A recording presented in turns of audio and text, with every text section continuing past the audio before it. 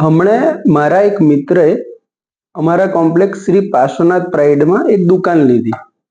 મેં નોર્મલી એને પૂછ્યું કે કયા વિચાર ત્યાં દુકાન લીધી, તો એને કીધું, વૈભવ મારી દુકાન બસ સ્ટેશન પાછળ છે, ત્યાં જગા બી ઓછી છે અને મોટી ગાડી પણ નથી આવતી.